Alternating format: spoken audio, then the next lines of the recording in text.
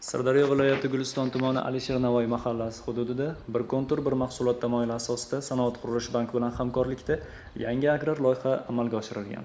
Ushbu loyiha doirasida 137-konturda joylashgan 10,7 gektar yer maydoni 21 nafar fuqaroga teng taqsimlangan. Loyihada asosiy e'tibor lazer navli sholini ekishga qaratildi.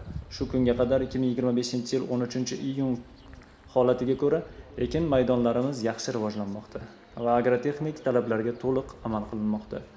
Yuqori samaradorlikka erishish maqsadida sug'orish, o'g'itlash va zararkunandalarga qarshi kurashish kabi barcha zarur agrotexnik tadbirlar amalga oshirilib kelmoqda.